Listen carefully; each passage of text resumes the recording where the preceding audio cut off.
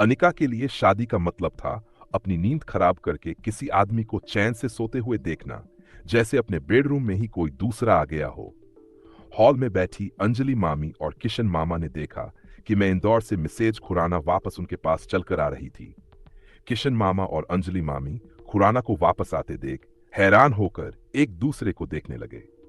खुराना अंजलि मामी के पास आकर खड़ी हो गई और उनसे कहने लगी, मुझे माफ कर देना अंजलि, तुम तो मेरा स्वभाव जानती हो।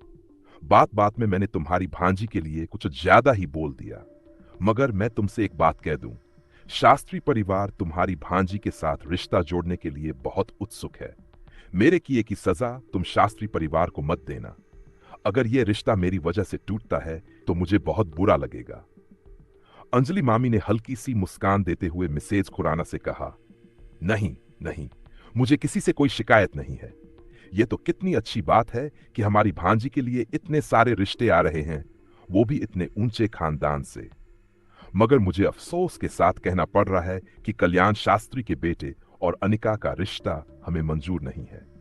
जब मिसेज खुराना ने देखा कि अंजलि मामी और किशन मामा का फैसला नहीं बदलने वाला था, तब उन्होंने अपनी अगली बात कही। देखो किशन, अंजलि, मैं यहां सिर्फ तुम तक कल्याण शास्त्री का संदेश पहुंचाने आई हूं। कल्याण शास्त्री का बेटा तुम्हारी भांजी के प्यार में पड़ गया है। अब शास्त्री परिवार एक बार तुम लोगों से आमने सामने मिलकर बातें करना चाहता है। हो सकता है कि दोनों बच्चों के बीच में कुछ जम जाए, तो हमें क्या एतराज होना चाहिए, है ना? अंजलि मामी ने टेबल पर रखा सेब उठाकर उसे काटते हुए कहा, देखो, मुझे नहीं लगता कि फिलहाल अनिका के पास इन सब के लिए समय है।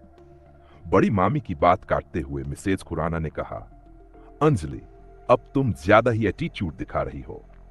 ओके, थोड़ी देर मिलने में हर्ज क्या है? खुद कल्याण शास्त्री ने कहा है कि वह दोपहर को अपने बेटे को क्लब में भेज देंगे। तुम भी अनिका को भेज देना। इससे पहले कि अंजलि मामी मिसेज खुराना को कोई जवाब दे पाती, खुराना पैर पटकते हुए वहां से चली गई। उनके जाने के बाद किशन मामा और अंजलि मामी हैरान होकर एक दूसरे की ओर देखने लगे।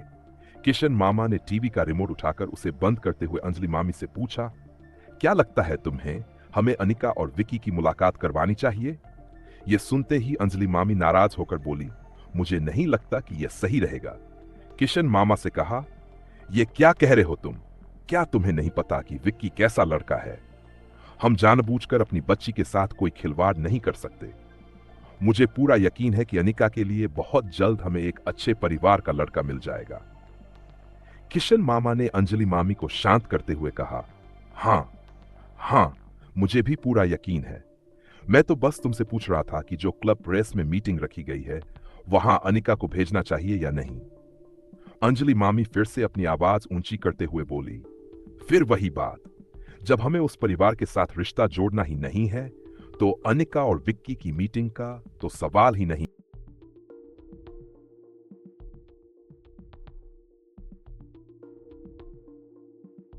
यहां आपके दिए गए टेक्स्ट की पूरी कॉपी है कि मन में कभी भी शादी का कोई ख्याल नहीं आया। फॉर्म की ओर देखते हुए कहा, क्या मेरा स्कूल जाना इतना जरूरी था कि तुमने मुझे सुबह सुबह यह ड्रेस पहना दी?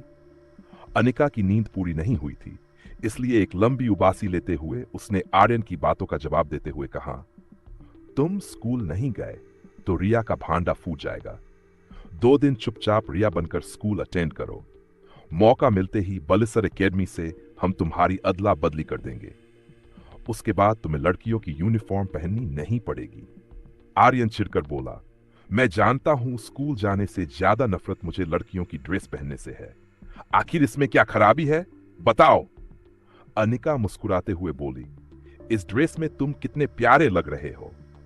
आर्यन जान चुका था कि अब उसे 2 दिन तक ये यूनिफॉर्म पहननी ही पड़ेगी, इसलिए उसने अपनी मां के साथ बहस करना बंद कर दिया। वह गुस्से से कार की खिड़की से बाहर देखने लगा। आर्यन को स्कूल छोड़ने के बाद अनिका फिर घर लौट आई। कुछ देर सोने के बाद वह क्लब प्रेस मीटिंग के लिए तैयार होकर रवाना हो गई। प्रिया और आर्यन के स्वभाव में जमीन आसमान का फर्क था। इससे पहले कि रोहित रिया की सच्चाई जान पाता, वह खुद रोहित से मिलकर खुलासा करना चाहती थी। जब अनिका क्लब पहुंची तो उसने अपनी कार को पार्किंग में खड़ा किया और रोहित का इंतजार करने लगी। ठीक 5 मिनट बाद रोहित अपनी कार से रिया को लेकर क्लब में दाखिल हुआ। रोहित ने देखा कि क्लब का एंट्रेंस